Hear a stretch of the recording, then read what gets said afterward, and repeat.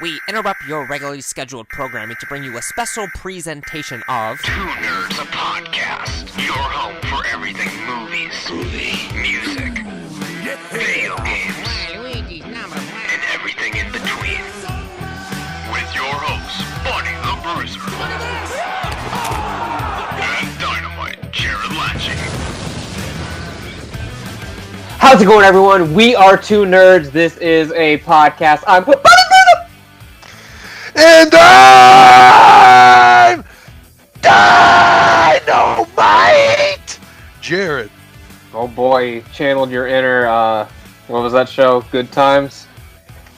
I was trying Dynamite. to go like 80s. I was trying to go like 80s hair metal, Yeah. but yeah, it probably just came out kind of like Good Times. Cool. So, what's been up, pal? Well, buddy, as you know, it is the holiday season. And so I've been buying things on the internet for my girlfriend, and I've been working, and that's about it. And playing my Dragon Ball games on my phone. Keeping up to date on those. I have a new video out on my channel summoning the new Dragon Ball Super Saiyan Broly on Dragon Ball Legends. So if that's anything that anyone that listens to this show is interested in, you can go check that out. I won't say if I got him or not, but Yeah. Cool. Well, I've had nothing come out recently. Our boy No Star Reviews just posted his, I forget what he called it, but it's like his year in review of like all the like as seen on TV products that he did all year. So it's kind of like a best of compilation. yeah. So Which is something that I wanted to do. He actually recommended that I do that for like my best like reactions for my summon videos, like best summon reactions. But since I edited most of them on my phone and then just promptly deleted them after uploading. you can download them from YouTube. I know, it'd just be a pain in the ass to download them all, then, kind of like narrow it down and do it. I guess I could do it, but damn. Yeah. It's possible. It's definitely doable. It's just it'd be a hassle. I have 32 subscribers. Do I really want to go that hard for them? You have 32? I thought you had 36. I must. No, I have my YouTube analytics pulled up right now, and I'm at 32 subscribers. And I want to say that, like, if I did have 36, then I guess I lost some. But it says that I'm +1 in the last 28 days. So. Oh, okay. Well then, I guess I was mistaken. Yeah. So. But we're still trying to get to 69 subscribers over there at the Dynamite Jared channel. So head on over there, hit subscribe. I got the summon videos on lock, and I also have a Michael Myers masks ranked from worst to best. Yeah, you do. Or and best to worst. From best to worst. Sorry. Yeah. And a bunch of Godzilla videos. Godzilla reviews from years and years ago. I edited those on Windows Movie Maker. Yeah. So very, very cool stuff. Also, while we're talking about videos, I have not watched it yet, but did you see the video AVGN put up today? I saw that he is reviewing the Home Alone games with Macaulay Culkin. And Macaulay Culkin looks terrible. That's the one thing that I noticed. I was like, damn, he looks terrible. I'm assuming he's addicted to all sorts of drugs and that he is on this video for a quick payday so that he can afford said drugs. I hope that's not the case. I hope Macaulay Culkin's clean as a whistle and that all is well for him, but he looks awful. Well, he was on Jimmy Fallon, I want to say, like 2 weeks ago when I was working, and he's like promoting his new website. It's like bunnyears.com or some shit. What in God's name is that? I don't know. So he's got some stuff in the works, but okay. I guess he's just promoting that with AVGN for some reason. So well, I mean that's cool. That's cool. I watch mostly what I watch now from AVGN is kind of like the Cinemassacre rental reviews. Yeah. So like when it's him and his whole like posse of like racist dudes. Yeah. I only know the one is a confirmed racist. That's the one that I know. But like the other guys are there too. I'm assuming everyone involved is racist since they're all friends, and it's all just kind of known fact that they make kind of bad jokes, you know. So, but I watch those because I think those are fun, and it's something easy to kind of put on and just kind of listen to while I'm doing something. Yeah. While they talk about, you know, the Halloween movies, or you know, they just did Die Hard because they're doing Christmas movies now.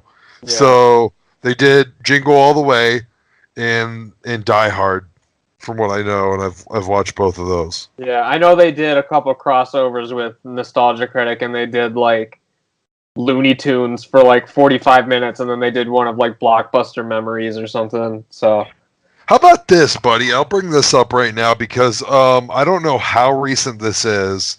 I think it's a few weeks old, but it just came to my attention yesterday because H3H3 posted a video about it. There's a React channel out there that I'm assuming has some substantial clout because it's one of those that they bring in like random people, right? They bring in like a certain demographic and they have them react to something. right. And so they started a new series called Does It Hold Up?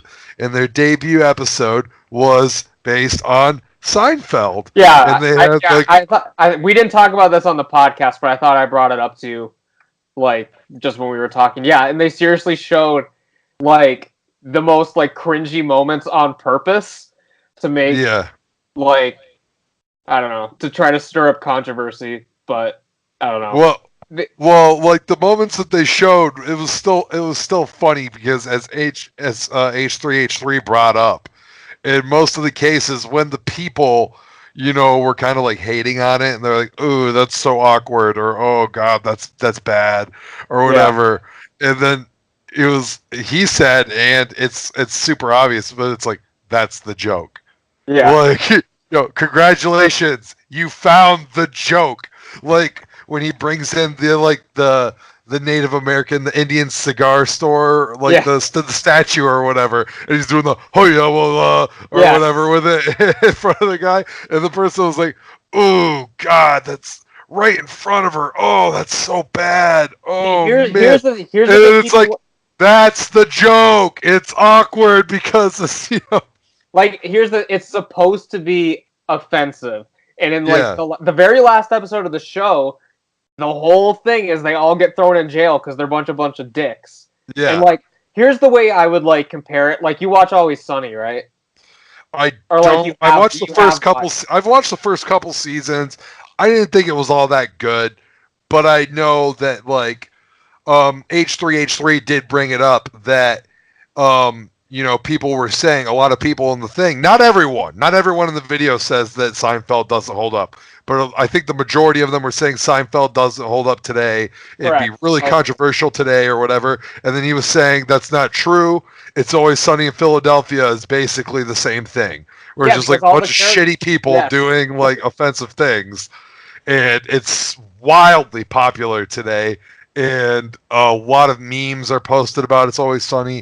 It's just really relevant today. And obviously Seinfeld is still popular today.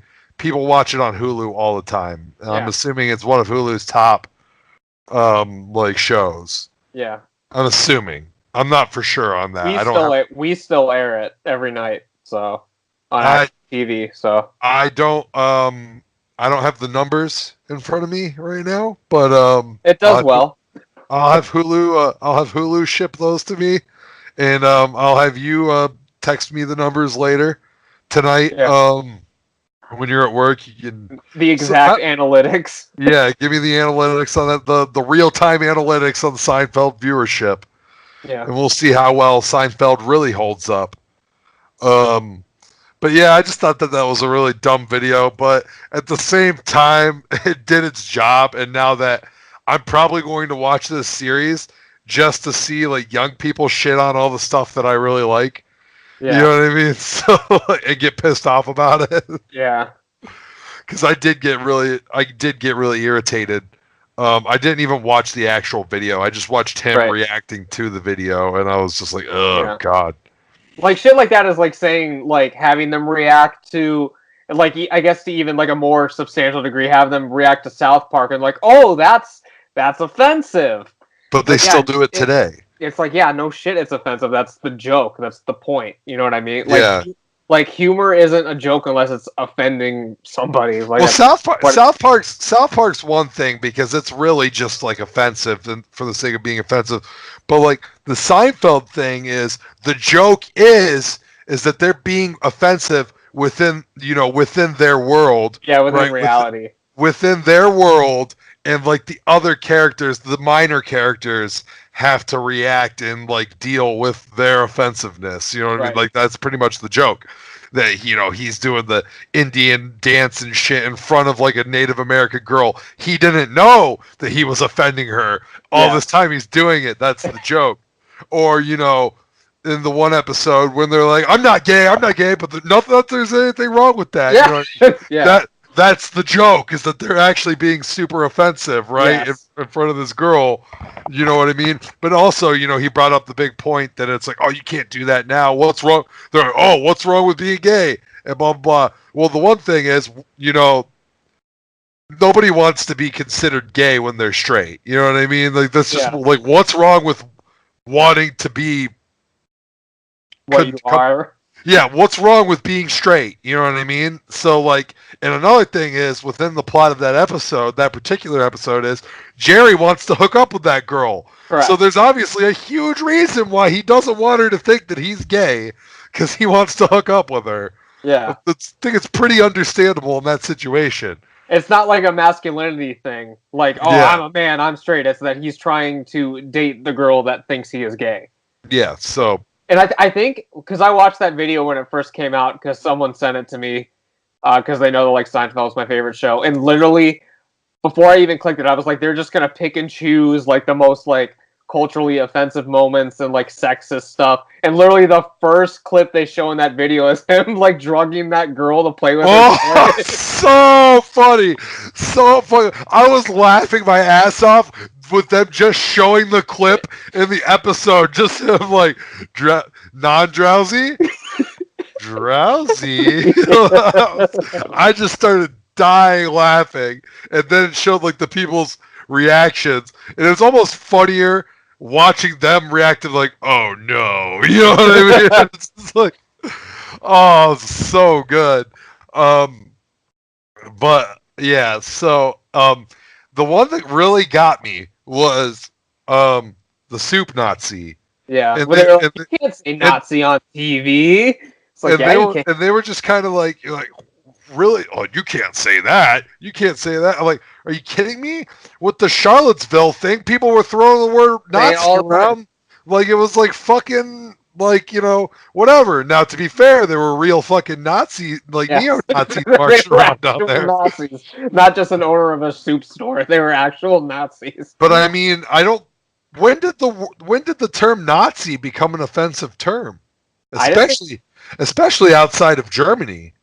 I could see maybe if you were in Germany and you started calling people Nazis over there, I'd see why they'd be like, ooh, maybe don't do that. But I didn't even think that was offensive, like, at all. Like, I didn't even consider that offensive at all until I saw that video. Because people say, "Oh, I'm a grammar Nazi." Like, it's used all the time. So, like, I never understood why it was offensive. Well, it's not offensive. That's what I mean. This is a classic case of people making something offensive that just isn't offensive, for the sake. Because the big thing, in 2018, here's my hot take, is that, I guess you're not cool if you're not offended. I don't know, like, it's cool to be offended nowadays, so we got to make up, things to offend ourselves. And I guess Nazi's one of them now, but I refuse. Yeah. And, like, I'm as liberal as they come, but, like, I don't know, people just, like, take shit too far, you know what I mean? I agree. Like, listen, like, I'm totally on board with, there's nothing wrong with being gay, you know what I mean? There's, like, nothing wrong with being proud about being gay or whatever. There's totally something wrong with drugging girls and yes. date rape and stuff like that. And by the way, date rape isn't even implied in the episode. No, it's he wants to play with the toys. He wants to play with her toys, so he's got to knock her out to do that. So I mean, there's I'm totally on board with that. But I mean, the thing is just like, in comedy, you know what I mean. You kind of got to pull. You kind of got to pull it back a little bit. You know what I mean, and just understand that what you're hearing or what you're seeing is comedy. It's a joke. You know what I mean. It's not intended to be taken seriously. You know what I mean. It's presented to you in a lighthearted manner. And same thing as like an action movie or something. You know what I mean? When you're watching an action movie, like Die Hard, you know what I mean? You're not going to be able to hang on an edge by a gun or something or whatever that he does. But when you're watching the action movie, you kind of got to sit back and kind of take it for what it is and just be like, all right, I'm watching a movie right now. It's not real. It's being presented to me in a certain way. And so, you know what I mean? Because if we're being totally fair, fucking Bruce Willis is out of his jurisdiction in Die Hard. I mean, yeah. What he's doing in that movie is totally not legal. He is taking the law into his own hands at that point because he is outside of his jurisdiction and he is just killing people. So yes. So bottom line, Seinfeld not offensive, and the jokes are controversial for a reason because that is the reaction you are supposed to have to make it work. I don't know if the reaction is supposed to be like you're supposed to understand. My God. You know what I mean? But it's supposed to you're supposed to understand that it's a joke. Not, yes. That's the thing. That was like I think there's a whole subreddit for this called the whoosh. Our whoosh, I guess, is like over your head, like it goes over your head. When jokes go over people's heads. And then it's, whoosh is what they say now. Or the whole concept of a show goes over someone's head. Yeah, so like that's basically was like big whooshes, is like when people on this video were literally stating the joke. You know what I mean? Stating the joke is like basically like, well, don't explain the fucking joke, you idiot. You know what I mean? Like, so yeah, that's something that I thought you'd be interested in. I don't know if you've brought it up to me or not, but I talked to someone about it. I couldn't remember if it was you or not. I was talking to someone about it. Well, there we go. We've promoted this reaction video. We've promoted this channel. Yeah. So, now people can go watch it and give this views, even though this video is offensive to me personally. Yeah, I understand. So, I guess while we're on the subject, I think we talked about this on the podcast before, but weren't people saying Friends is offensive because it's like sexist? I think we might have talked about this like last year. Oh, but is that still a thing? I'm not sure if people ever said that Friends was offensive. I think I might have brought it up on the podcast and said something one time as like kind of like a defense for maybe some other comedic thing. That was like, Friends is kind of like homophobic and and misogynist at times, or sexist at times. You know what I mean? Which it is. But I don't know. I can't really think of people ever really batting an eye to it, except for the one time that we did the watching Friends for the first time hashtag, and people were all realizing how awful Ross was. Yeah. I actually saw a meme recently. It was like why Friends couldn't work in 2018. And it was just like Ross sitting at the bar on like the episode with the break or whatever. And he just like texts Rachel and he was just like on break ? And she was like, nah. And then it just had like the title card, like the end, like the series finale. Like that. Oh man. That's funny. So yeah, I don't know. I don't think Friends is that offensive in 2018. Still. I know. Like Screen Rant or like some site had like a list of like the 15 most sexist moments from Friends or something like that. So maybe that's another debunk episode we could do in the future.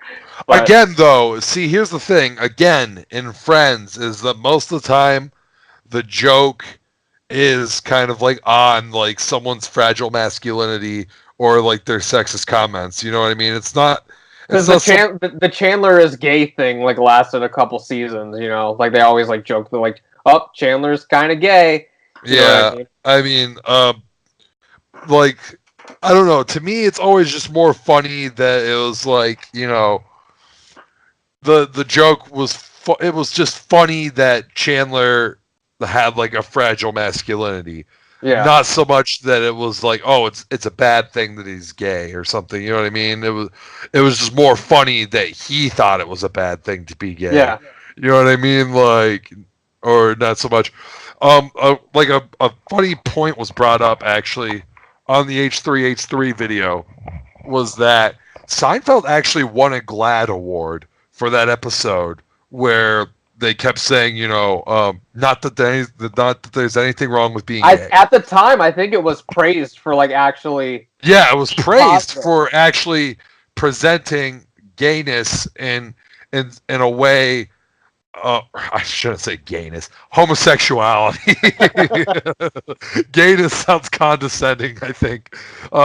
Presenting homosexuality in a way that wasn't like completely just like vile. Basically, I guess beforehand, that was like the first thing ever on TV that wasn't like, you know, like, you're gay?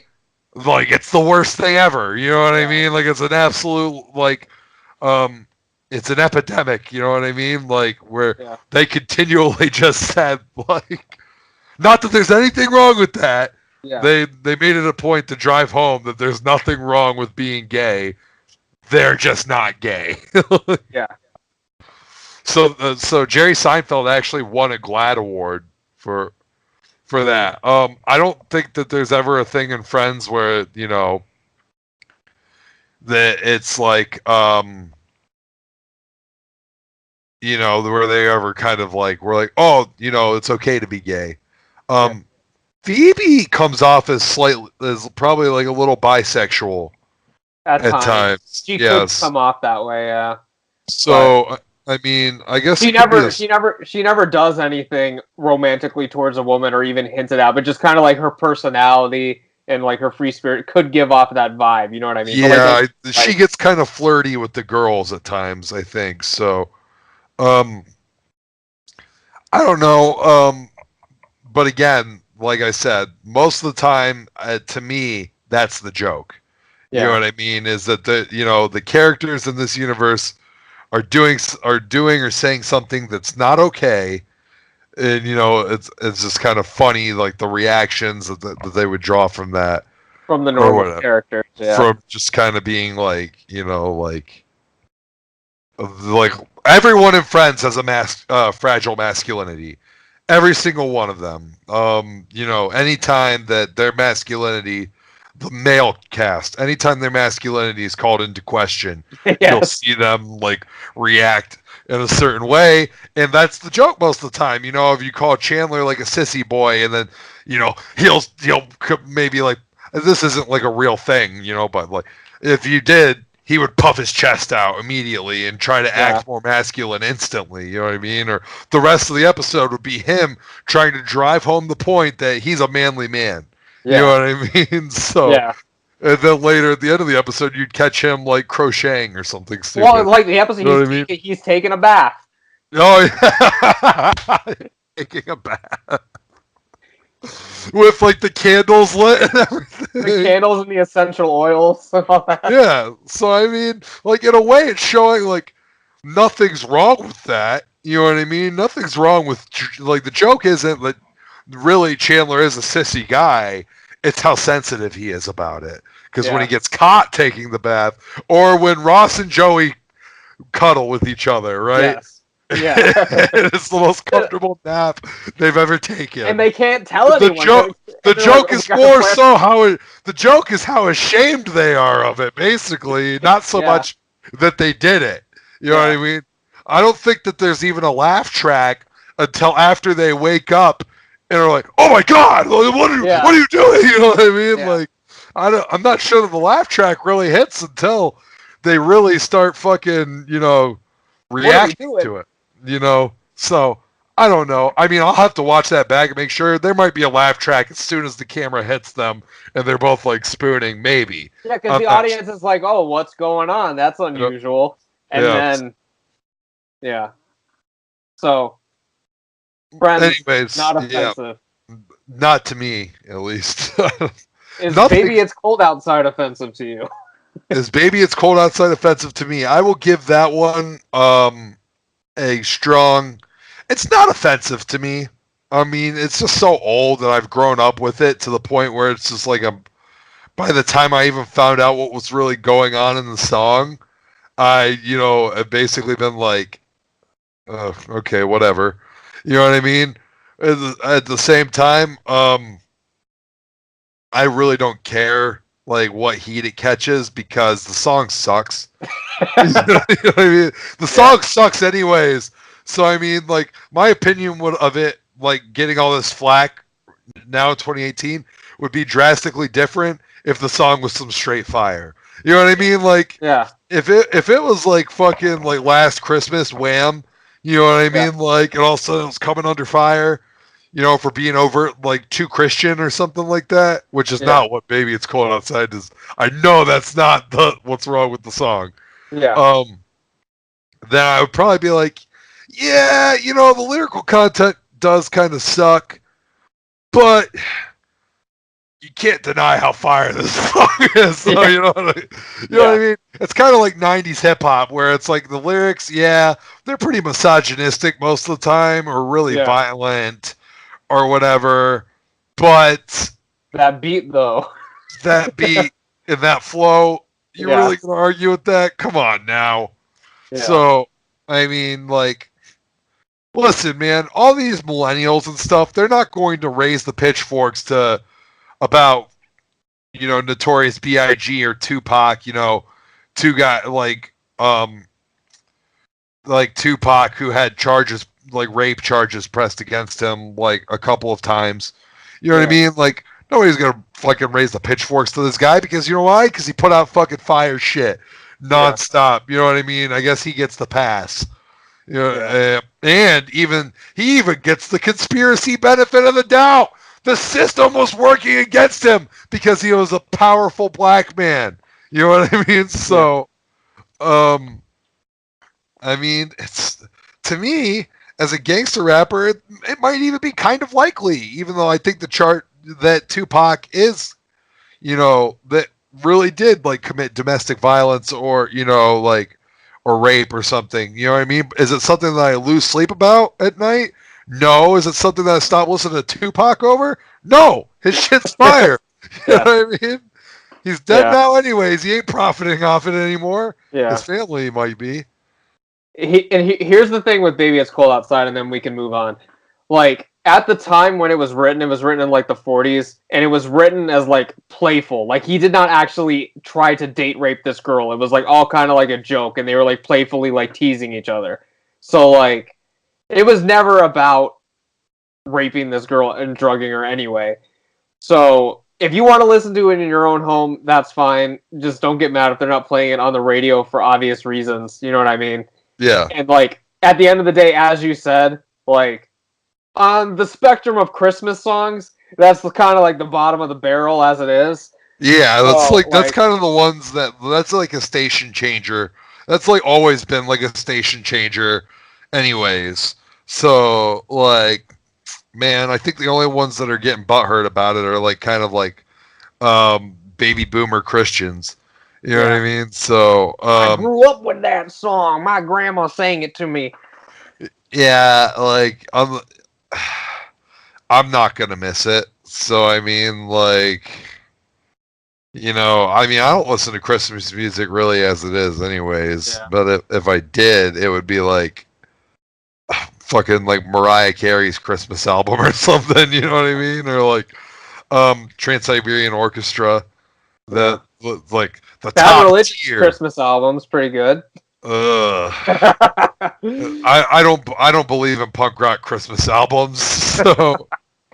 So okay, so I guess one more thing on the is it offensive or is it not?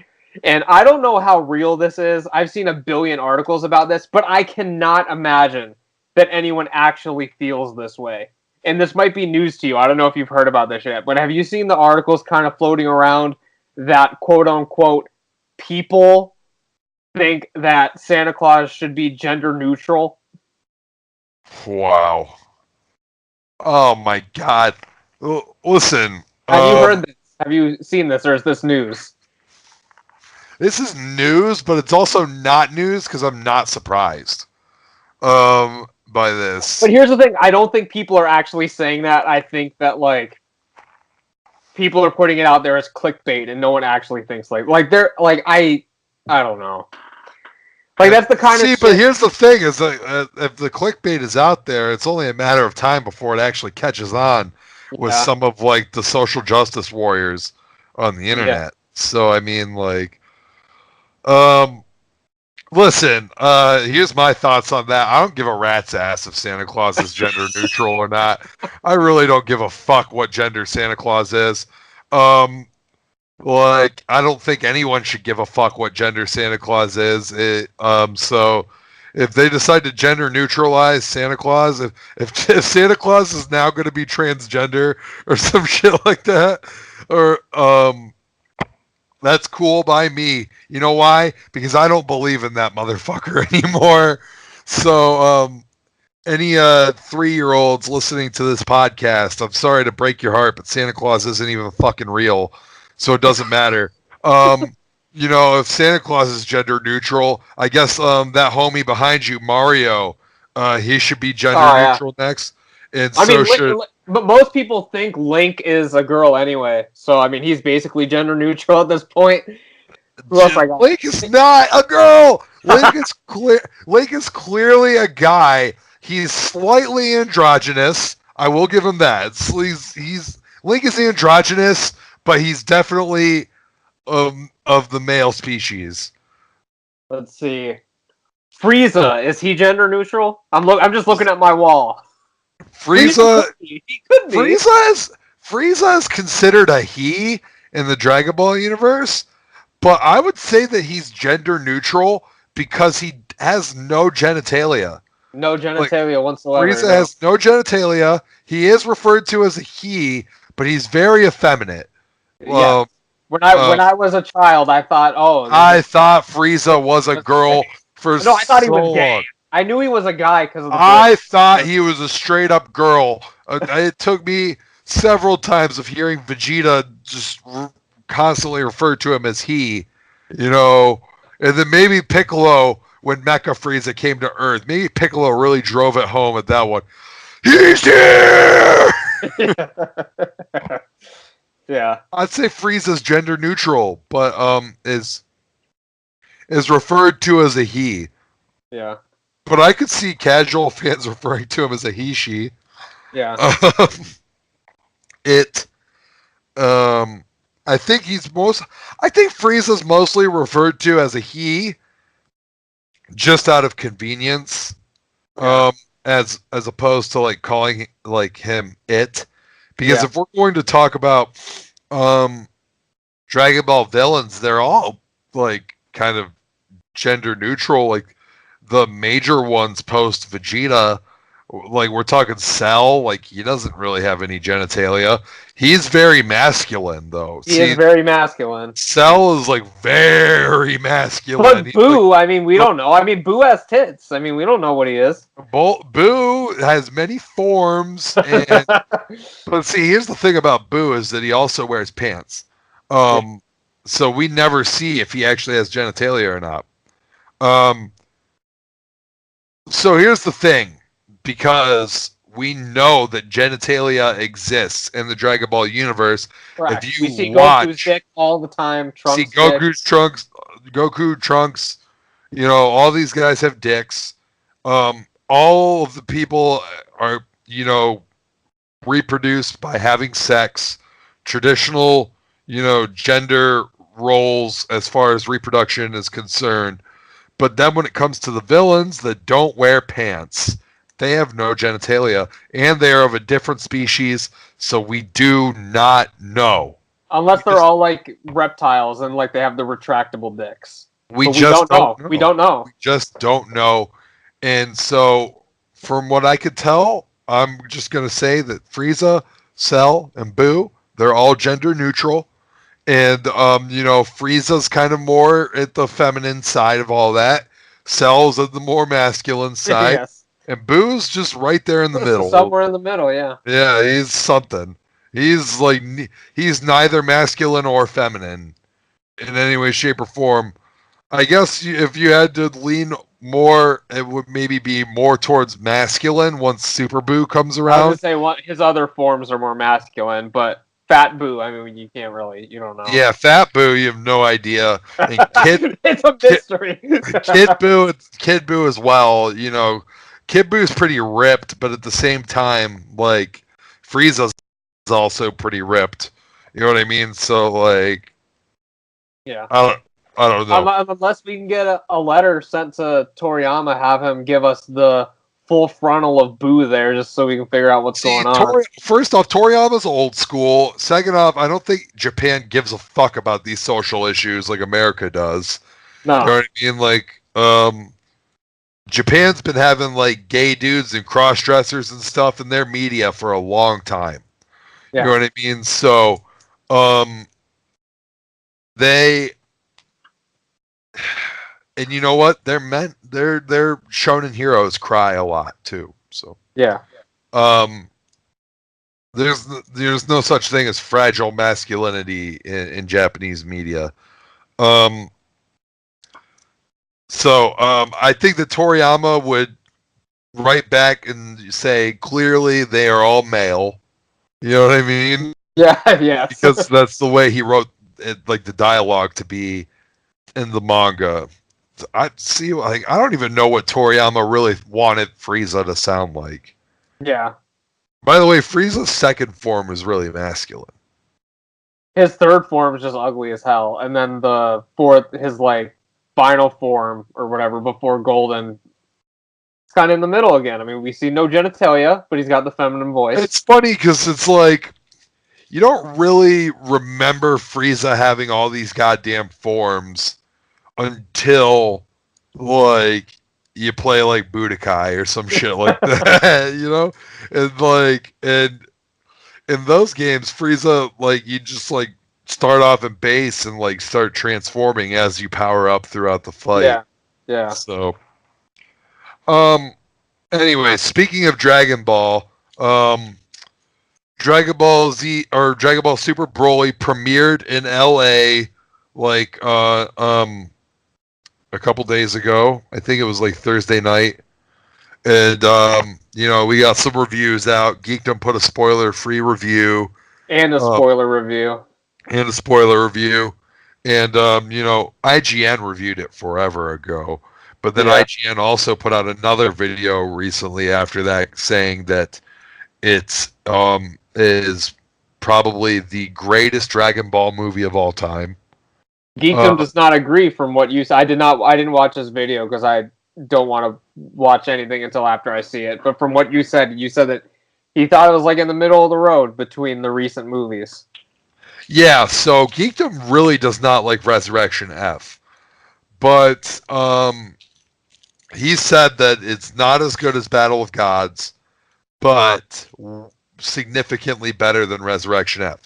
To me, it's a confusing statement because, man, I know Geekdom's got beef with them bringing back Frieza and the whole power creep that Frieza got in the movie and everything. But to me, Battle of Gods and Resurrection F, man, they are like... I liked them both. I mean... They're like right there. They're like neck and neck with each other. And also, to me, I think that Battle of Gods gets remembered a little bit too fondly. Because it was the first one. It was like the resurgence. Yeah, it was the resurgence, and also because it introduced Beerus, who is a great character. Yeah. So, I think the Battle of Gods might be a little overrated. It could, out of the movies, I don't know if it's my favorite, but I would say it was the most well-made, I guess. You know what I mean? But I don't know if it's my personal favorite. Well, that's certainly going to change with this new one. Well, so yeah. The production value on this new one is just light years ahead of any of the Dragon Ball movies that have been done to date. So that I do know. That's what I've gathered from the Geekdom review, is basically that this movie is a goddamn spectacle. So work of art, from what You can tell by the trailers. So Rhyme Style said it's the Ryan greatest. Stiles. Ryan Stiles came on. Rhyme Style, who's probably the most popular Dragon Ball YouTuber. He said that it was the greatest anime movie of all time. Not just Dragon Ball, the greatest anime movie of all time. That's right. He's calling out all the Ghibli films. He's calling out Miyazaki, yeah. He's calling out Miyazaki on this. He's calling out Akira, for God's sakes. He's calling out the original Ghost in the Shell. Now listen.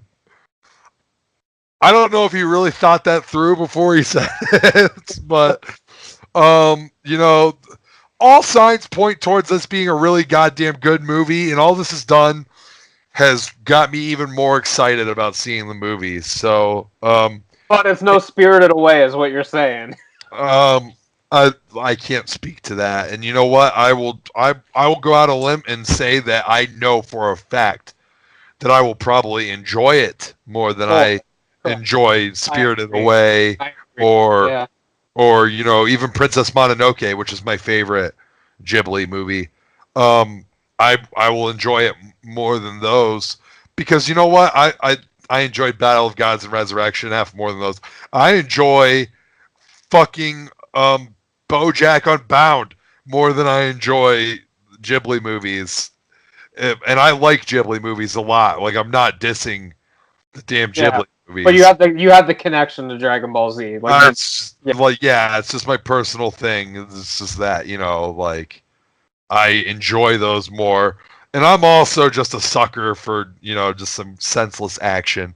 Yeah. You know what I mean? Which a lot of those old Dragon Ball movies are just like, bad guy shows up, they fight, it's over. You know what I mean? Like, yeah, not much story to them. But from what I gather from the reviews, I was surprised because I thought, you know, going into this movie as it was being announced, you know, and they're kind of announcing it, and it's like, okay, so, you know, they're bringing Broly back. I'm thinking, like, okay, so this is just going to be, like, a lot of action. You know what I mean? It's going to be, like, a crazy action movie. The story's going to take a sidestep to the action sequences, basically. That's what I've assumed. Yeah, that's what I mean. Was the impression going in. What I'm gathering from the reviews, though, is that, like, this movie is, like, really emotional, and that, like, fucking Broly, I guess, is, like, goddamn, like, this incredible character now, and all this shit. It was just all this stuff that I never expected to hear, and it's just like, good lord. So now that it's like, you know, like, Broly has this character arc in the movie and stuff, and just like, wow. So, like, man, I'm just getting even more excited. And you know what? I'm gonna assume that, like, when they put out these movies, right, that the storytelling is, like, just generally better than Dragon Ball Super. Right. You know what I mean? Like, because Dragon Ball Super, like, had its ups and downs in storytelling, and its best arcs are actually probably its worst arcs because they were just retelling stories. Yeah, they were. Told. And that's what I hope when they bring the series back, that they just skip the Broly stuff and then they just continue on. You know what I mean? Yeah. But as I'm like saying though, like, as far as like a storyline, like, Dragon Ball Super is probably best, like, stories, like, are Battle of Gods and Resurrection F. They were just done better and done already in the movies, and so when they come to the show, it's just kind of like, oh god, because I could sit through like 15 episodes of this now that I already know what's going to happen. That's the problem, because we already saw it, and then I guess you have your advantages with a show because you can flesh things out more, but then it's also filler. And then you also don't kind of care because you've seen it already. So the first 50 or so episodes of Super, it's like, all right, now we can really get started. That's the only thing. Well, it's the first 25. Let's not get carried away. Because Frieza arc ends at like 25. Okay. But oh god, that was my favorite part, like, of the first 25 episodes, is the things that they did to flesh it out more. So Yeah. like things that they Frieza, like Vegeta on vacation is an all-time great. Vegeta on vacation, Vegeta training with Whis, you know what I mean? Like Begging Whis to train him. begging him, all that stuff, just like those things. That was all great, but you know, then when we got to the actual like movie content, it was just like a poorly animated version of the movies, basically. Right. So I guess they added the Ginyu thing, but I didn't even think you needed that. Like, it was just kind of filler as well. yeah, they changed a couple things around. Like Beerus, like I think fell asleep in the show, and in the movie he just destroyed that little rock and said that he was going to destroy Earth, and he just didn't say how much of it or something Yeah. stupid like Yeah. that. Yeah. So, yeah, I mean, whatever. I hope that they don't redo the Broly movie, and when they bring the show back, if they do, I'm sort of on the fence about them bringing the show back, because on one hand, I really do want them to bring it back, but on the other hand, it's going to come with like a whole slew of problems. Whereas, like, I feel like in a movie format, like when you just work on a movie every like year or so, let's say you put out a movie every year. I would rather have that than a show, I think. Because then you put out the movie, and then like you're able to like get Toriyama's script, you know what I mean, and everybody just works together, and you got your concise like good story going into the movie. You could really focus on what it is, because I guess one of the problems with the series is that like each episode had a different supervisor. Yeah. You know what I mean? There wasn't a series supervisor that could oversee the whole show and make sure that things were like consistent. Yeah, the continuity between the episodes. There's Yeah. like different tones and all that. Here's what I would like, since you brought that up. And I just thought of this just now, because when you said, oh, I'd rather have movies than a show, and then I thought, those filler episodes are pretty fucking good. So here's what I would do. I would make the movies every other year, so you could have more time to flesh them out and make them real fucking good. And then in the year off, you just put out like a 45-minute like OVA or TV special that's just like a filler episode. Like just something like the baseball thing, for example. Just like something that has nothing to do with the overarching thing, just something silly until it holds us over. So kind of like Yo Son Goku and Friends, like when they did that. But it doesn't even have to have a villain in it. It could just be something goofy, you know what I mean? Just to Yeah. hold us over until the next like big movie, you know? Yeah. Because cranking them out every year might be too quick. Here's the thing though, too, is that like I just really love Dragon Ball Slice of Life. That's a thing. I fucking love that shit. Like I love it like so much, especially when Vegeta or like Piccolo or someone is involved. Oh my god, it's so fucking good. Anytime you see Vegeta interact with like his kids or something like that, oh god, I love it. Piccolo interacting with like Gohan or like Pan. You know what I mean? When Piccolo's babysitting Pan, like love that shit. You know what I mean? You know, or just like Vegeta or Piccolo getting his driver's license. Vegeta fucking hitting Goku with the pitch. You know what I mean? Yeah. Run out of the game, like. So, oh damn, that's good stuff. I do want to continue getting stuff like that, but you know what? Also, they fit stuff like that into the movies, because Vegeta did the bingo dance in Resurrection or in Battle of Gods. Yeah. And he also did the, you know, it's not really slice of life, but it's kind of like slice of life mixed with traditional Dragon Ball action. Is, you know, like don't touch my Bulma or whatever or something. You know, like you hit my Bulma, whatever he says, and you know, freaks out. He gets stronger than Super Saiyan 3. Yeah. In one instant, but whatever. That's all cool. Dragon Ball's coming out next month. We're going to be talking about it a lot when that comes out. So we're going to have the whole damn episode dedicated to it. But another movie that's coming out not so soon just released some animated posters. Jesus Christ. Okay. They. His legs, man. So you didn't like it? I thought that it looked okay enough. I don't know. Like, it's still a silhouette, so I don't know like what it's gonna look like when he really walks out of the shadows. When I saw that first poster and he like showed up, like there's the two flat. We're talking about Sonic, by the way. We didn't actually say what we were talking about. Talking about Sonic.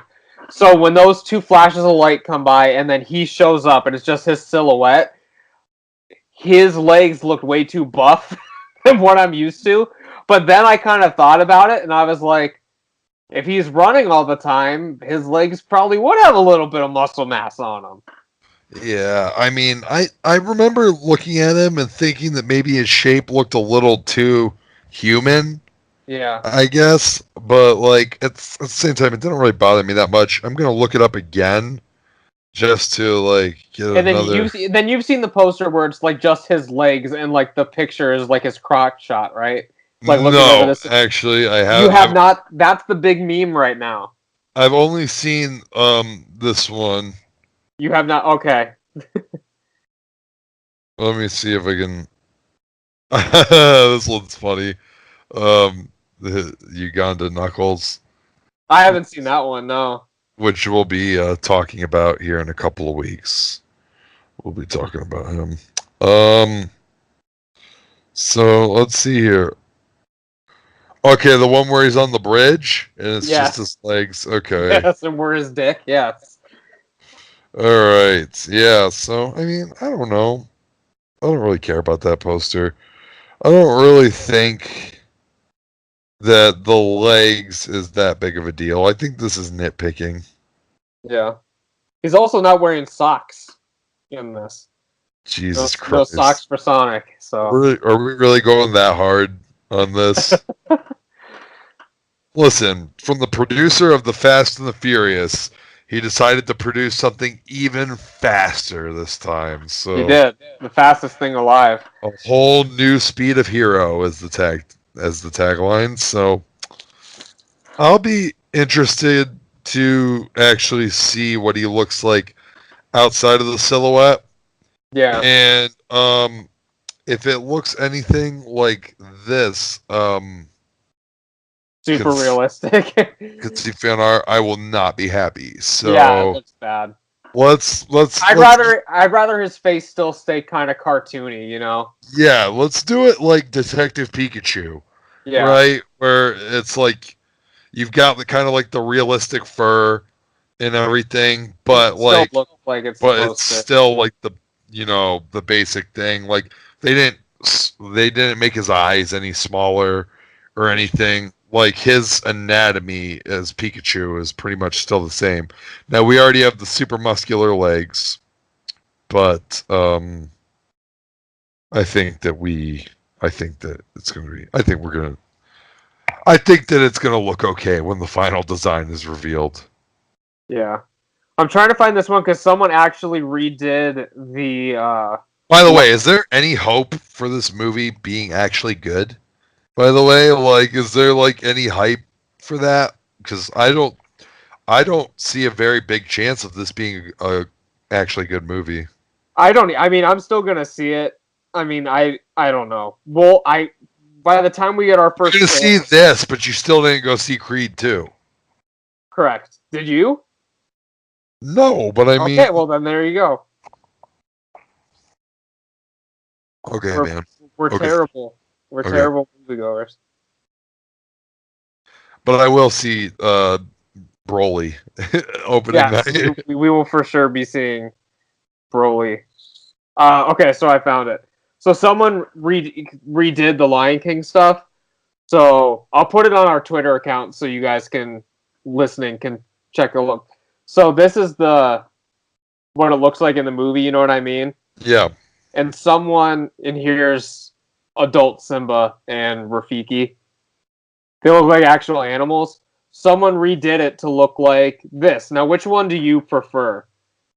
Someone redid it so they look like this. Like, just like a fan art kind of thing. Okay. And So it's like the more traditional animated. I actually don't really have a preference. I think for what Disney's trying to do, I think that the realistic look is good because listen, if you want that cartoony look, Watch the cartoon. You got the cartoon movie. Yeah. So I mean that yeah. I don't know because I agree with you, by the way. I think that like if you're gonna remake it, make it different. Like if you were just gonna CG it and make them look the same, you're just like wasting everyone's time at that point, you know? Yeah. So, yeah, I guess I'm leaning more towards the realistic one because it's supposed to be like a live action movie, Quote right? unquote. I mean, the backgrounds are probably live action, but I mean the animals are all obviously CG. Yeah, because well, you can't really do that with like you can't get the real animals to do everything that you're gonna want them to do in that. So, but I haven't seen the trailer by the way, but the animals still talk and everything. They not in the trailer. They don't. I mean, I would assume they. Yeah, I mean, yeah, they talk. I mean, fucking Seth Rogen is playing Pumbaa. Okay, yeah, you're right. You're right. Childish Gambino with Donald Glover as Simba. So they definitely talk. Yeah. All right. So, well, maybe it's just those guys doing their best animal impressions, like their best animal noise impressions. You could. Maybe it's just Donald Glover roaring the entire time. Rawr. That'd be intriguing. What else do you got for me, buddy? I finally got a chance to play Super Smash Brothers. And how is it? So far so good.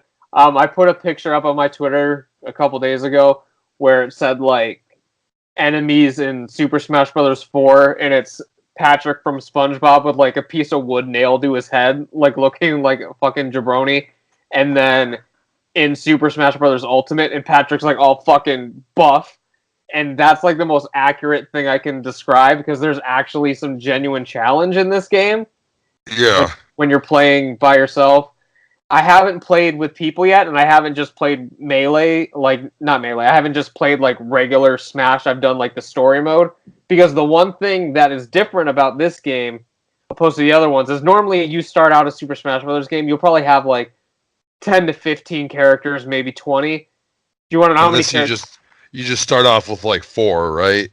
You start out with Kirby. That's it. See, it's odd to me that they went with Kirby on that. Like, why not Mario? Mario comes shortly after. He's the next one you get. But I know, but he's the big mascot. You know what I mean? Yeah. Like, shouldn't he be the one? I don't know. Maybe I'm just like old fashioned. It just makes sense in like the grand scheme of things. Like if I was playing a WWF game in the '80s and then like I started off with one character on the roster. I don't think it would be. I don't think it would be fucking Jake the Snake Roberts. I think it would be fucking Hulk Hogan, right? Right. Well, much respect to like Macho Man and Ultimate Warrior and stuff like that, but come on, like Hulk Hogan was the man. Mario is the man, and if you're not even gonna put Waluigi in the game, like I don't know why that's. Here's one thing you need to consider with that though: is yes, Mario is the Nintendo poster boy. He's the staple, but the man who invented Super Smash Brothers and still makes all of them to this day is the guy that invented Kirby. So that might be something to do with it. So a little bias. A little bias for his creation. So, but yeah, it's good so far. The adventure mode is kind of like, I guess the only way you can describe it is kind of like there's an overworld, kind of like a Super Mario Brother, like Mario World or Super Mario Brothers 3. How like you're on like sort of like set paths, and then you get to like a stage, and the stage is a fight. So that's kind of what it is. It's like a 2D. Kind of like Soul Calibur. They had their little campaign mode, kind of like that. Yeah, where it's just kind of like streamlined. Like you just kind of like have to follow the line. Like you can't like explore or anything. Like it's a 2D environment. So. All right, so man, my watch time took a hit this month. I noticed Al say something, and I don't know if this is a widespread thing on the internet, but it made me kind of chuckle. Al was online complaining about, like, he was like, man, I forgot how much of a pain in the ass it is to unlock all these fucking characters. Right? I'd say from this, it's even more because you have to literally unlock all of them. I love this though. Maybe not unlocking all of it. Maybe like start me off with like a little bit better of a roster, but it seems like all your main dudes are gonna come to you pretty easily, and like at least like Mario and Link and stuff like that. It shouldn't be. Well, How hard is it to unlock Link? I haven't gotten Link yet, actually. So far, I've only played it twice, and so far I've got Mario, I've got the Wii Fit trainer, I've got Diddy Kong, I think. But like the thing is like the path that has like branching paths, so like you don't know what characters are where. So those are just the paths that I've happened to follow because you don't know who you're gonna fight until you get to it, you know. So it's not like you have an overworld map that says, "Oh, Link is over here."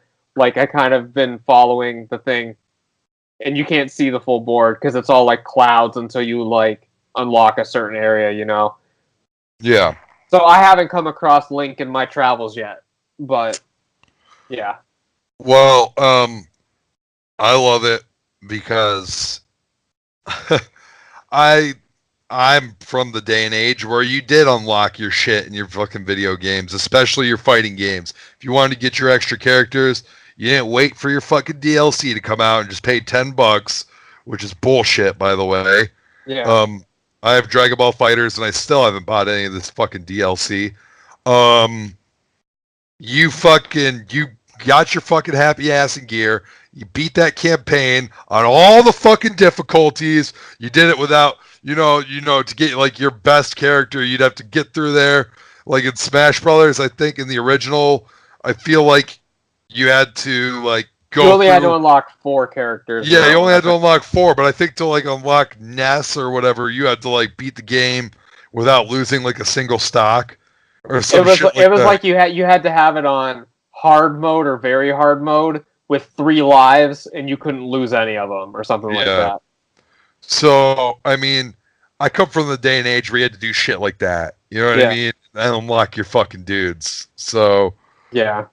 I mean, like, I would play Gundam Battle Assault all the time back in the day, and you had to do some wild shit to unlock certain Gundams in that game. Like, fucking, like, be beating shit on, like, hard mode, like the hardest mode with like no continues with like the shittiest fucking mobile suit and stuff like that. So it's just like, man, that brings me back. I like I like unlocking things through progressing through the game. Now I know that they're going to do DLC. Yeah, it's already announced. It's like the Piranha Plant guy, a couple other Fire Emblem characters and stuff like that. But like all your main marquee guys come from unlocking them within the game. So, but no Waluigi announced yet. Smash Brothers, I'm not interested in your DLC until you announce Waluigi as a playable character. Give the man his due. You got literally everyone else in there. Literally everyone else in there. Is Rosalina in there yet? Yeah. You got goddamn Rosalina in there. You don't have my boy Waluigi. Show him the respect. Yeah. Show him the respect. There's actually a meme. It's not like a meme. It's just like a picture that someone made where they were ranking all the Super Smash Brothers characters in order, like in fuckability, like who's the hottest. So maybe next week or something we can go through that. There's kind of a lot of them and see if you agree or disagree, and we can rate the fuckability of these characters. Yeah, it sounds like a good talking point for next week. I agree. I'm down for that. Yeah, because they had some ones I don't necessarily agree with, but we'll see. Wouldn't it be a good troll for everyone if they would have said this whole time Waluigi was not in the game, but then when you started the game, the only character you had instead of Kirby was Waluigi to start out? Oh, I'd fucking be so happy. I'd be so happy. I mean, think about how versatile a fighter this man is. Like, he's got the power, but he also has the length. He can really fucking get across that board, those long strides and those long legs for those kicks. man, Waluigi is just You can't get close to him. You cannot get close to him. Waluigi is just tailor-made for Smash Brothers. Maybe they're just like trying to think of like a feasible way of putting him, like they're trying to nerf him. Proportion-wise, they're trying to figure out how to fit him in because he's much larger than any other character. They're trying to. If you extend those legs, because he's always bent. Yeah. You've never seen him full extended. Maybe that's his Super Smash. Like, he fully extends the legs. And then just fucking wails you with them. Yeah. That would be insane. So anyways, Waluigi, dude, he's got to be coming. Like, they got to put him in a DLC, right? Like, they have to at this point. Like, it's he's he's not in the first DLC. If they do another one, maybe. But they already announced the first one, and he's not in it, so... Oh, man. Just why? Why does Waluigi get the shaft? So I don't understand. He's never even been in a main title Mario game. I know. Ugh. One day. He's not even canon. He might not even be real. One day, I think the Waluigi is going to get his just due. Yeah. He's becoming very popular. Now, we were on this train long before. Yes, we've been on this train for well over a decade. We've been on the Waluigi train for a long time, but he's becoming very popular. So I think that it's only a matter of time now. All right, buddy. TLC is tomorrow. And who you got? Who you got for TLC? Let's spitfire these out there real quick. And I think that's everything. Yeah, I mean, we could have talked about Godzilla, but neither of us even remember the trailer. I do remember this about the end of the trailer. I think the trailer looks great. I think it's a much improved trailer over the last one. I fucking hate the shot at the end where Godzilla and Ghidorah are running at each other in the city. Yeah. It looks so bad. It looks so shitty. I don't know what it is. It just looked bad. I don't know if the animation was just really clunky or what it was, but like, goddamn. I don't know. Yeah. I don't know. I just don't only time will tell. I mean, that's another one we'll both 1000% be seeing. So yeah, not like Creed 2 where we just talk about seeing it. Like that's like an opening night thing for us. Listen, man, I really want to see Creed 2. I love Rocky. All right. Did you see? I was gonna say, did you see Sylvester Stallone's Instagram video where he was saying goodbye to the Rocky universe? No. He was like standing by this campfire in like the middle of the night. He's like, "How you doing, everyone? Just want to say it's probably my last outing with this character. Just thanks for all the support, like all this shit." So, is it still in theaters? Yeah, it is. I would imagine. I might have to go see it on Monday. Let me, because listen, I really like the first one, so yeah. I'm checking your listings. While I'm doing this, why don't you give me some TLC thoughts and predictions? Well, basically, I haven't really watched much wrestling. I saw the Dean Ambrose fucking SWAT team thing that was like ridiculous as hell. And I've been keeping up with Daniel Bryan's stuff because I was skeptical of the heel turn at first, but I'm digging it now. Yeah, it's really good right now. He's really, I was never skeptical of it. I was kind of just skeptical to like the book, the reasons of it. You know what I mean? Because it was like, oh god, he's such a hot babyface. I was more so skeptical of like him heel versus heel with Brock.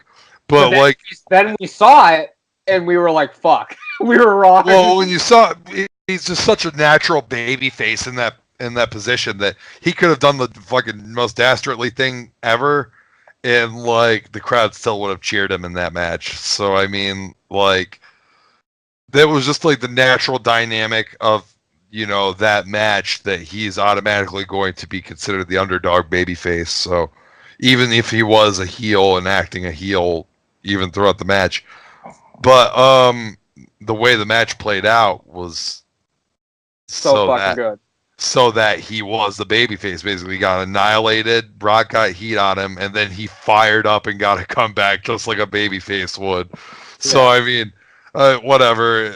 Brock's Daniel, best match since last year when he was with AJ yeah, Styles. So. yeah. Daniel Bryan's new heel character is so good, Yeah. so good. I can't see myself ever booing him. I don't know how the crowds are doing it right now. How are you? How are you booing this man? I understand the respect. Put some respect on his name. Please keep booing him because it's good for his character.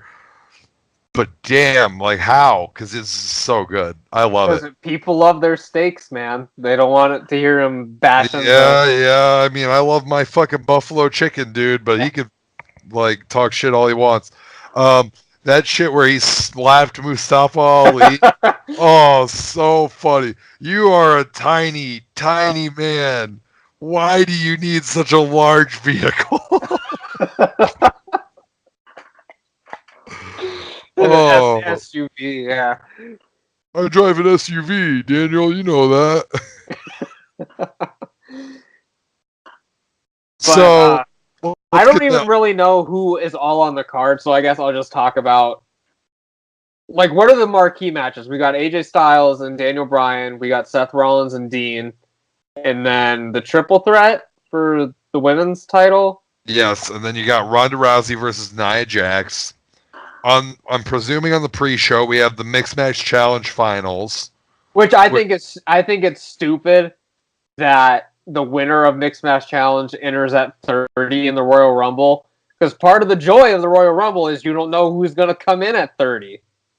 Yeah, but they've booked it to give someone 30 before in the past.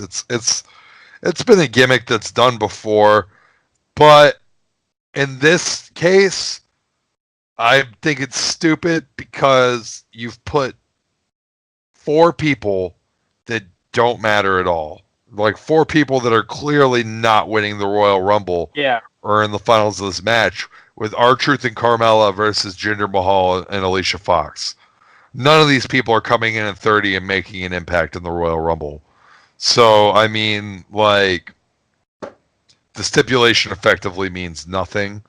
We already know that none of them are winning the Royal Rumble. So, on the pre-show, I don't give a fuck who wins. I'm going to go with R-Truth.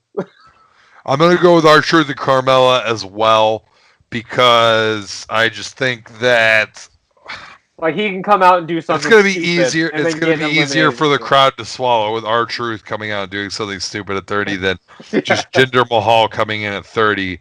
Once that 29 comes in, you know what I mean? You're like, oh, great. You got Jinder Mahal left. Yeah.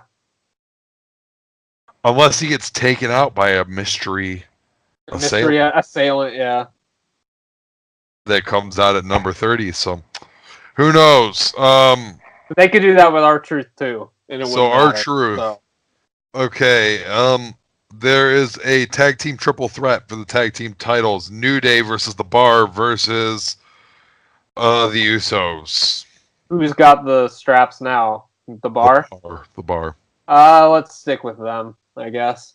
That's what I'll say. I'm going to throw the wild card out there and say the Usos get the belts. I could see that. I can't see New Day taking them. I would like to see the Usos get it because I don't think they've ever had a match at Mania. I think they've only been on the pre-show and like shitty battle royals. Like I don't think they've actually had a match. They might still end up on the pre-show. Yeah. You never know what's going to happen. Yeah. All right. So, Dolph Ziggler versus Drew McIntyre. No, Finn Balor versus Drew McIntyre. I thought that got canned. I thought Finn's hurt. I think it's back on. He's not hurt. He's sick. Okay, well, I guess. I mean, McIntyre would make sense, wouldn't it? Yeah, I mean, it's gotta be. I It's mean, gotta be Drew. I mean, Finn's in the doghouse. Braun Strowman versus Baron Corbin. I've never cared so little about a match in my life. But buddy, the stipulation is that if Braun Strowman wins, Baron Corbin gets fired. But if Baron Corbin wins, he becomes Raw's permanent general manager. Well, then I hope Ron wins because I'm not a Baron Corbin fan. So, yeah. Yeah. So I think that it's obvious Braun's going to come in here and win. He's coming off an elbow injury, so I think it's going to be a short. It's a TLC match. I think it's going to be short. Braun's going to come in. Baron's going to get the hands and then go through a table. Running power slam through a table. So okay, Bobby Lashley versus Elias. Now do you remember? Now I've never cared. I was going to say, I did not know that was a match. I was going to say, I'm going to have to retract my last statement and apply it to this one. This is a guitar on a pole match, believe it or not. So the guitar's on a pole, you try to get the guitar, and then that's it? You get the guitar down, and then you are able to legally use it as a weapon in the match. But you still have to pin someone. Yeah. I mean, you got to go with Lashley, right? I mean... Yeah, I'm thinking that Lashley's going to win this one. The Almighty. Okay, Ronda versus Nia. Come on, Ronda. Moving on. Yeah. Okay, so Daniel Bryan versus AJ Styles. Yeah, Daniel Bryan. So here's the fun theory, the fun rumor that's going around is that perhaps Lars Sullivan will be debuting for this match to interfere and cost AJ Styles the match. But why would Lars Sullivan care? So apparently the idea might be to have Lars Sullivan be Daniel Bryan's heavy, like his enforcer. Gotcha. Kind of deal. Which I'm not opposed to. I think that, a good role for Lars Sullivan coming to the main roster is being World Heavyweight Champion. Yeah. Like enforcer, and that way Lars Sullivan never has to talk. He just has to stand there and look imposing while Daniel Bryan is, spewing his, his heel shit. You know what I mean? So, and then if anybody wants to come down and fuck with him, well, you really can't now because Lars Sullivan's down there with him. So I will say this: cool. no matter. Also, Lars Sullivan might come out and just do it to start a feud with AJ. Yeah. Yeah, I don't know. No matter what happens, whether or not he interferes or not, like, this is going to be a hell of a match. So yeah, because the last one they had was on TV, so they didn't really have much time or like much to work with. But this, by the way, it was still good. Yeah, it was still good. But their last two matches were on TV, and they were both good. And the one before that was really fucking good. So yeah, the one where Daniel Bryan tapped out. Yeah, so weird. to think about that. And in the final match of the night, we have the triple threat with Charlotte Flair, Asuka, and Becky Lynch. Triple threat TLC. We skipped Dean Ambrose and Seth. Oh, Dean Ambrose. Yeah, I'll agree, I guess. I mean, I don't know. Well, the plan is to get Seth in the championship match at Mania, so I mean you can take the Intercontinental title off him. Yeah. And then you still get a rematch at Royal Rumble. And then how about Seth loses that match at Royal Rumble but comes back out later in the night during the Royal Rumble and wins by throwing Dean Ambrose out last. Could be a thing. I could see it. Kind of do that kind of that deal where they did with Bret Hart at what was it? WrestleMania 8, I think, maybe, where he loses to Owen in the opening match of the show. But by the end of the night, he beats Yokozuna, and he's the champion. Yeah. So, Seth's done that before. I mean, he lost to Randy Orton, and then he was champ at the end of the night. So. Yeah, he's the king of that shit. So, anyways, I'm picking Dean Ambrose here. I'll agree. And so my heart says Asuka, but my brain says no. See, I don't know what my heart actually says here. My heart is indifferent because if Asuka wins, it's just to lose to Charlotte in a couple months.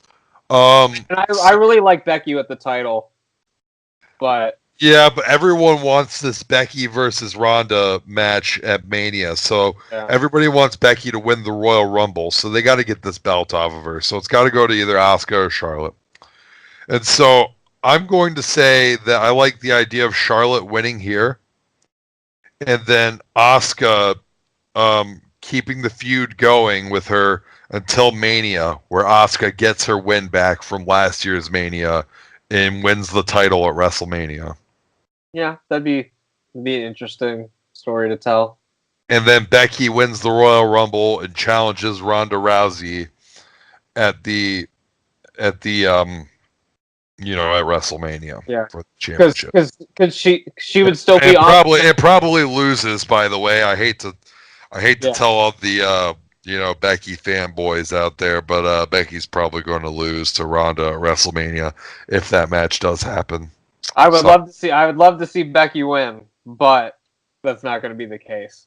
Yeah. So yeah, I could see Becky coming on SmackDown after winning the Rumble, and her and Charlotte have like this promo thing, and then at the end she says, "Oh, Charlotte, I'm not coming for you. I'm going over to Raw," and yeah, stupid like play it up like she's gonna challenge Charlotte, and then she doesn't. Yeah, and then Asuka and Charlotte move on to WrestleMania and do their thing. So that's cool. Great TLC predictions out there. The show's tomorrow. I'm gonna try to watch some of it. Yeah. The main matches I'll try to watch. Yeah, I agree.